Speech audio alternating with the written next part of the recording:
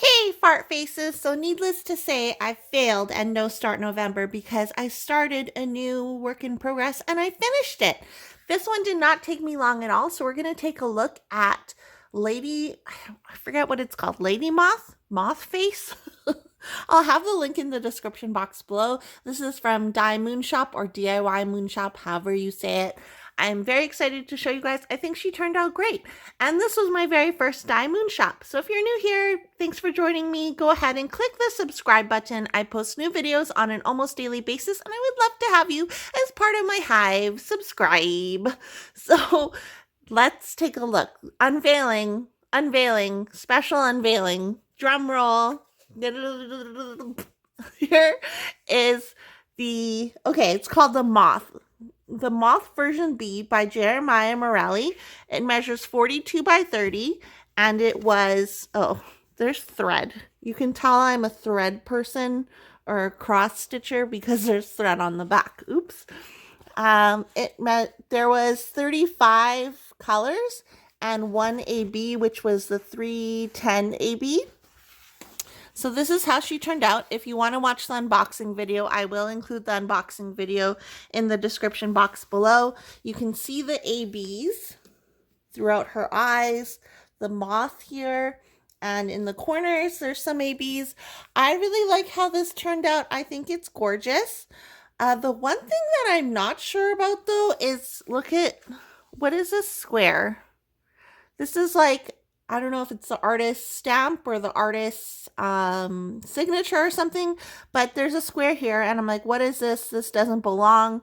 So I feel like if you were doing this, if I was to do this kit over, I would probably just continue and make carry the 310s over top of the square and then carry this purple color over top of the square and kind of just erase the square, because if you look at the other corners, there's literally just 310 in them. There's not squares. So I feel like they could have edited this out or something like that, or like done something with this, because really this is like, look at the picture, it's gorgeous, and then it's kind of like, what is this?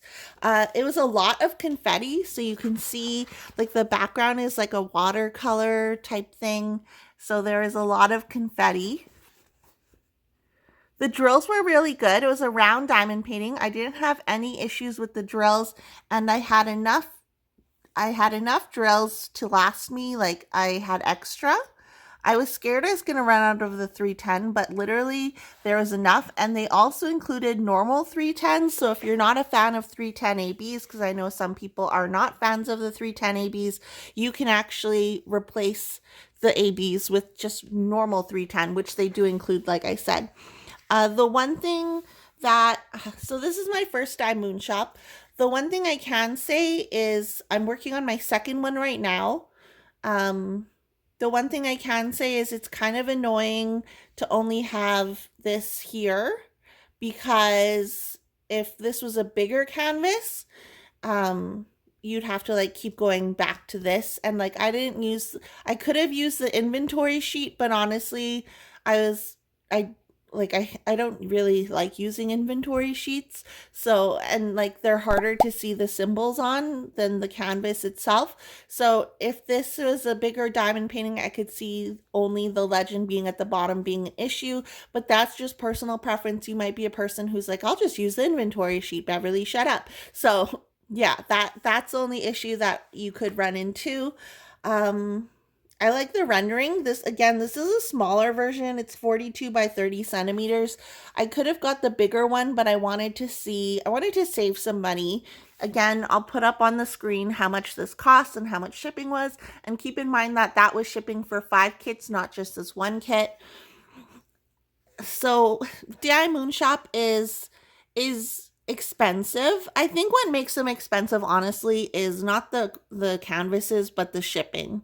Like, I can get down with the pricing of the canvases, but it's always like I want to order from them, but I always like want to order a bunch of them at once, because to make shipping costs make sense to me. So yeah, if you're thinking about ordering from DIYMoonshop, I would recommend ordering more than one at a time just to make that shipping worth it.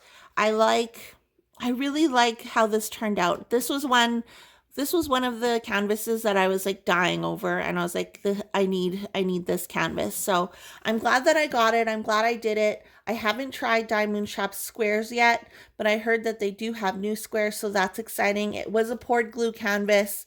I'm not sure what I'm going to do with this one. This one's really pretty. Like I might frame it if I can find a frame for this size, but I don't know. I don't know. It might just sit in a box or my portfolio after.